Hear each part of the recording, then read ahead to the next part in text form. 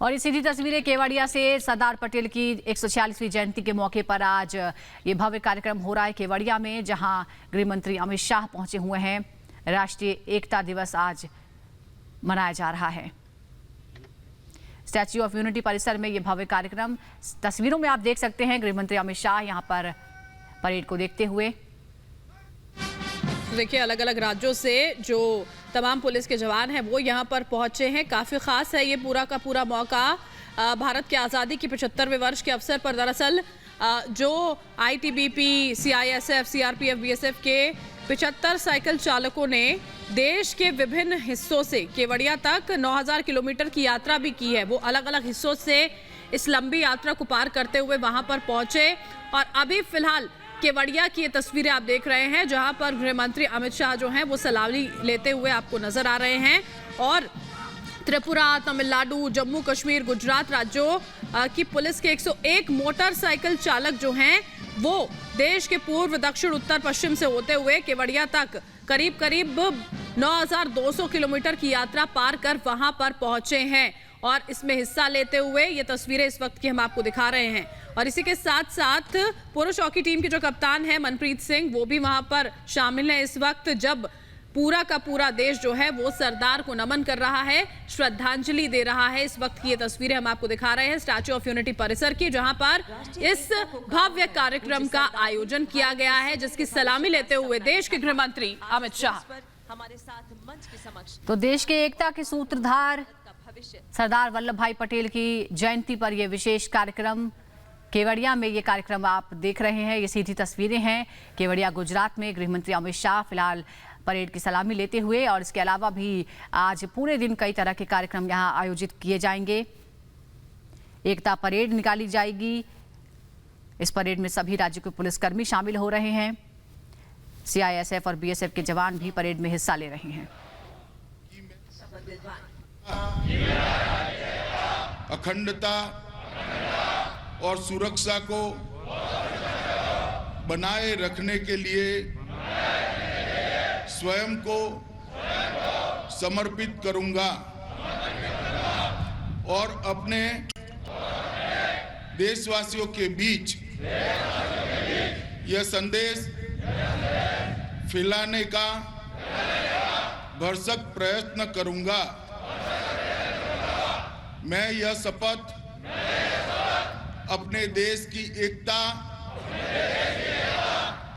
की भावना से ले रहा हूं, जिसे सरदार वल्लभ भाई पटेल की दूरदर्शिता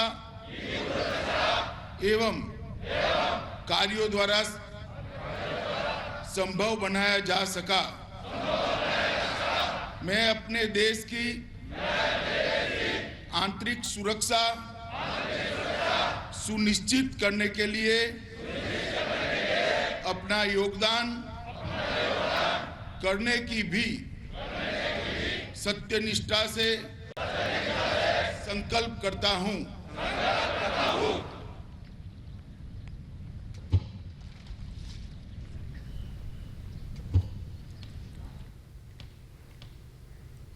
तो यहाँ पर गृहमंत्री अमित शाह ने एकता की शपथ दिलाई तमाम उन जवानों को जो वहां पर इस वक्त इस ग्राउंड में मौजूद हैं, इस परिसर में मौजूद हैं। कहा उनको कि देश की आंतरिक सुरक्षा के लिए योगदान वो देंगे, इसका संकल्प लेते हैं।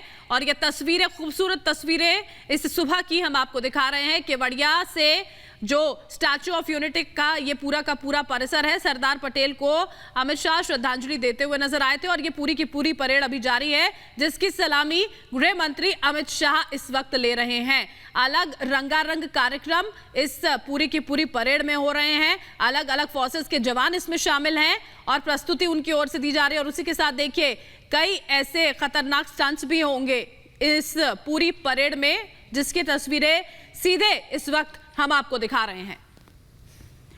नए भारत के निर्माता सरदार पटेल के योगदान को देश हमेशा याद रखेगा। उनकी इच्छा शक्ति और मनोबल के दम पर ही भारत को एकता सूत्र में पिरोया गया और ये कितना बड़ा काम था ये सभी जानते हैं। और इसीलिए ये देश हमेशा सरदार पटेल का ऋणी रहेगा। जिस तरह से उन्होंने दक्षिण से लेकर उत्तर तक भारत को एकता सूत्र में पिरोया, इतनी विभिन्नताओं के बाद, इतने मतभेदों के बाद भी सबको एक साथ रखा और नए भारत का निर्माण किया। और इसीलिए जब स्टैच्यू ऑफ यूनिटी बनकर तैयार हुआ, उसके बाद भारत सरकार ने फैसला लिया कि उनके जन्मदिन को राष्ट्रीय एकता दिवस के रूप में मनाया जाएगा, ताकि आज की पीढ़ी और आने वाली तमाम पीढ़ियां उनके योगदान, नए भारत के निर्माण में उनके योगदान को हमेशा याद रखें। ये सीधी तस्वीरें इस वक्त की हम आपको दिखा रहे हैं। सरदार को शाह ने श्रद्धांजलि दी। अब से कुछ देर पहले वो तस्वीरें हमने आपको दिखाई थी और अब जो परेड है वो पूरी तरह से वहां पर की जा रही है। एकता की शपथ दिलाते हुए भी गृह मंत्री अमित शाह जो है वो नजर आए थे और ठीक पीछे इस परिसर के आप देख पाते हैं विश्व की सबसे ऊंची वो मूर्ति, वो प्रतिमा जिसको देखकर हर एक भारतवासी का सर गर्व से ऊंचा हो जाता है। अपने आप में कई विभिन्नताओं को समेटे हुए ये मूर्ति है और इस वक्त की तस्वीरें हम आपको दिखा रहे हैं। इसका विशाल प्रतिमा जो है, स्टैच्यू ऑफ यूनिटी का अनावरण जब किया गया था तो सब लोगों ने बाकायदा टकटकी लगाकर देखी थी वो तस्वीरें कि किस तरह से एक और नया कीर्तिमान भारत की ओर से देखिए स्थापित किया गया है, क्योंकि इस मूर्ति को दुनिया की सबसे ऊंची मूर्ति का दर्जा दिया गया था। और जब इसकी नींव रखी गई थी तब प्रधानमंत्री नरेंद्र मोदी जो है वो गुजरात के मुख्यमंत्री हुआ करते थे, उस दौरान वो वहां पर मौजूद थे और मूर्ति का जब अनावरण हुआ तो वो तो देखिए वो उनकी ओर से किया गया था, वो वहां पर थे। ये मूर्ति जो है उसके अंदर बाकायदा एक लाइब्रेरी है, पूरी की पूरी जो जानकारी है वो उस लाइब्रेरी में आपको मिल सकती है। जो इतिहास है सरदार पटेल से जुड़ा हुआ उसको दर्शाती हुई, उनसे जुड़ी हुई वो तमाम जानकारियां जो हर एक देशवासी को जान लेनी चाहिए, उनको पता होनी चाहिए। सबसे ऊंची मूर्ति जो है उससे जुड़ी हुई और सरदार पटेल का जीवन जो अपने आप में एक संदेश के तौर पर हर एक देशवासी के लिए यहाँ पर रहता है। लौह पुरुष की मूर्ति का जो ये निर्माण हुआ, जिस तरह सुजाता ने भी आपको बताया था, लाखों टन लोहा और तांबा इसमें लगाया गया है और कुछ लोहा जो है वो लोगों से मंगाया गया था, किसानों से मंगाया गया था और इस तरह के पूरे के पूरे मटेरियल का इस्तेमाल किया गया है मिश्रित करके कि उसमें कभी सालों साल जंग जो है वो यहाँ नहीं लगेगी। बहुत सारी टेक्निकलिटीज को देखते हुए देखिए बहुत सालों का वक्त लगा और उसके बाद इस भव्य मूर्ति का निर्माण किया गया था और फिर देश को ये समर्पित की गई थी। एक टूरिज्म स्पॉट के तौर पे भी देखिए प्रधानमंत्री ने ये कहा था कि ये पूरा का पूरा जो इलाका है ये विकसित हो, ये हम चाहते हैं और इसी वजह से जो परिसर है उसके आसपास और भी कई अलग अलग चीजें जो है वो बनाई गई हैं, गार्डन्स बनाए गए हैं। लोग वहां पर पहुंचते हैं तो सरदार पटेल की इस भव्य मूर्ति को तो निहारते ही हैं, देखते हैं, उसके अलावा जो अलग अलग जगहें हैं वहां पर भी जाते हैं। इसी बीच की ये तस्वीरें हम आपको दिखा रहे हैं राष्ट्रीय एकता दिवस के मौके पर। 140वीं जयंती जब सरदार पटेल की है तो वहां पर अलग अलग फोर्सेस के जवान गृह मंत्री के सामने परेड करते हुए और उसकी सलामी लेते हुए गृह मंत्री अमित शाह। राष्ट्रीय एकता दिवस 2014 में पहली बार राष्ट्रीय एकता दिवस के तौर पर आज के दिन को मनाया गया था और उसके बाद से ये परंपरा लगातार जारी है और आज ये सीधी तस्वीरें इस वक्त आप देख रहे हैं इस भव्य कार्यक्रम की। लौह पुरुष की जन्म जयंती आज मना रहा है पूरा देश। सरदार वल्लभ भाई पटेल, सरदार उनका नाम क्यों रखा गया ये हम उनके व्यक्तित्व से समझते हैं, जो नेतृत्व उनकी क्षमता थी। उन्होंने आज़ादी के आंदोलन में जिस तरह से बड़े बड़े आंदोलनों का नेतृत्व किया, उसके बाद से उन्हें ये उपाधि गांधी जी ने उन्हें सरदार कहना शुरू किया। और सरदार वल्लभ भाई पटेल को लौह पुरुष क्यों कहा जाता है ये भी हम जानते हैं, ये भी उनके व्यक्तित्व से जुड़ा हुआ है। कड़े फैसले लेने के लिए देश के पहले गृह मंत्री और पहले उप प्रधानमंत्री सरदार वल्लभ भाई पटेल। जिसमें कश्मीर, राजस्थान या पूर्वी भारत की कैसी भी विषम परिस्थितियों में दिन हो या रात मुस्तैदी से अपने कर्तव्य का निर्वाह करते हैं, जिनकी कमान संभाले हुए हैं श्री मनदीप चाकड़, सहायक कमांडर। और अब आ रहे हैं सीआरपीएफ के ये जवान अपने कदमों की चमक से शौर्य और निष्ठा का संदेश देता अग्रसर है सीआरपीएफ का ये दस्ता।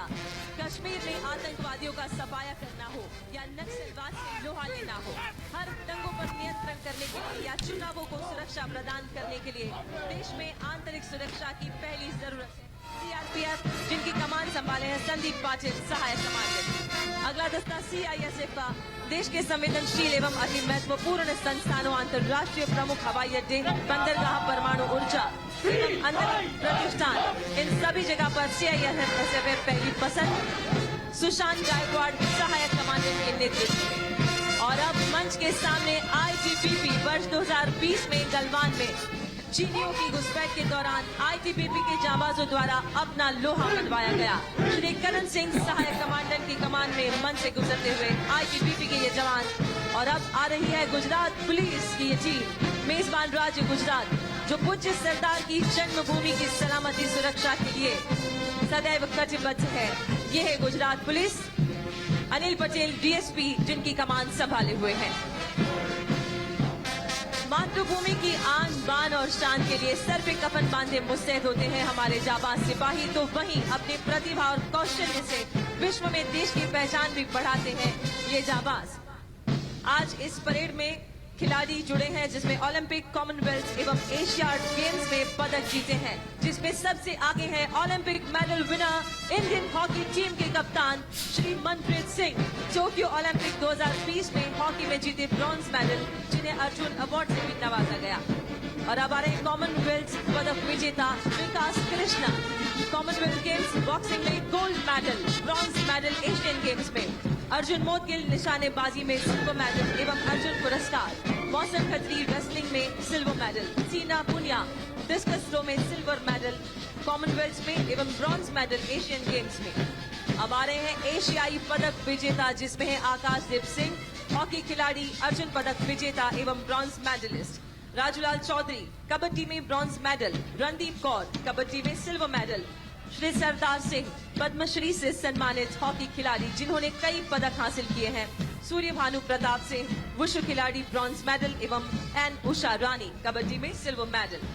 और अब आ रहे हैं एशियाई पदक विजेता जिसमें है Ajay Thakur kabaddi bronze medal, Priyanka Negi kabaddi silver medal, G Sitaram sepak takraw bronze medal, W Sanjay Singh sepak takraw में ब्रॉन्ज मेडल, शालिनी पाठक कबड्डी में सिल्वर मेडल, मनप्रीत कौर कबड्डी में silver medal, G Jitshaur sepak takraw में ब्रॉन्ज मेडल एवं Y Akash Singh sepak takraw में। और अब एशियाई पदक विजेता जो कि सभी खिलाड़ी सेपक टाकरो में कांस्य पदक विजेता हैं जिसमें है SM Singh, NG Jyotin Singh, Shri Dheeraj and Shri W Henry Singh. और अब आ रहे हैं मोटरसाइकिल रैली के ये सवार जिसमें सबसे पहले है गुजरात पुलिस के 26 जवान। भारत की पश्चिम सीमा यानी लखपत कच्छ से 1170 किलोमीटर का अंतर तय कर गुजरात में स्थित पूज्य सरदार की इस कर्मस्थली पर जिनके कमांडर है इंस्पेक्टर बीके जोशी। और अब आ रहे हैं मां भारती के सरताज यानी उत्तर सीमा जम्मू कश्मीर के कमांड पोस्ट उरी से ये जाबाज जम्मू कश्मीर के पुलिस जवान जो कि पीर पंजाल की दुर्गम पहाड़ियों को पार करते हुए श्रीनगर, पंजाब, दिल्ली जैसे कई इलाकों से 2536 किलोमीटर का लंबा सफर तय करके मोटरसाइकिल पर यहाँ उपस्थित है। जम्मू कश्मीर पुलिस एवं मां भारती का ये तिरंगा लहराकर बड़े ही गर्व से हर एक राज्यों में जिनका स्वागत हुआ, जिनके कमांडर है assistant sub inspector Balwan Singh. और अब मां भारती के चरणों को पखालते दक्षिण छोर यानी कन्याकुमारी से अपने सफर की शुरुआत कर 2091 किलोमीटर की दूरी को निभाकर कई दक्षिणी राज्यों से एकता का संदेश यहां पर लेकर आए हैं तमिलनाडु पुलिस के ये मोटरसाइकिल सवार जिनकी कमान संभाले हुए हैं इंस्पेक्टर सेल्वा दुराई। जोरदार तालियों से हम स्वागत करेंगे इन सभी मोटरसाइकिल रैली के प्रतिभागियों की। और अब पूर्वी छोर से अपने सफर की शुरुआत कर साउथ त्रिपुरा सबरूम से सबसे लंबा सफर यानी 3118 किलोमीटर का ये सफर तय करके आज इस एकता परेड में शामिल है त्रिपुरा पुलिस के ये जवान। त्रिपुरा, असम, वेस्ट बंगाल, बिहार, उत्तर प्रदेश एवं मध्य प्रदेश होके गुजरात में ये पधारे हैं त्रिपुरा पुलिस, जिनका नेतृत्व कर रहे हैं नायब सूबेदार प्रांजित देव वर्मा। मोटरसाइकिल रैली के ये थे प्रतिभागी। तालियों के गर्जन से हम स्वागत करते हैं इन सभी का। इस साल हिंदुस्तान मना रहा है आजादी का अमृत महोत्सव, यानी 75 वर्ष आजादी के। इसी के चलते देश भर में हो रहे विविध आयोजनों में से एक केंद्रीय सशस्त्र बलों के द्वारा हो रही साइकिल रैली। देश के अलग अलग तैनाती स्थलों से शुरू कर तकरीबन 91 जिलों से आजादी के अमृत महोत्सव की शुभकामनाएं देते हुए 75 साइकिल सवार आज यहाँ इस राष्ट्रीय एकता परेड में, जिसमें सबसे पहली टीम है बीएसएफ के जवानों। जैसलमेर राजस्थान के गर्म रेगिस्तान से शुरू कर 723 किलोमीटर का ये सफर तय किया बीएसएफ के जवानों ने संदीप राजपूत सहायक कमांडेंट के नेतृत्व में। अब दूसरे हैं सीआईएसएफ के ये साइकिल सवार। अपने तैनाती स्थल त्रिवेंद्रम से चले हैं साइकिल पे 2042 किलोमीटर की दूरी को तय कर। आज 5 राज्यों और 2 यूनियन टेरिटरीज के यहाँ पर सब इंस्पेक्टर राकेश बिश्नोई है जिसके कमांडर, और अगली टीम है सीआरपीएफ के जवानों की जो कि नक्सली इलाकों में तैनात है। वे गढ़चिरौली महाराष्ट्र से रैली की शुरुआत करते हुए 1000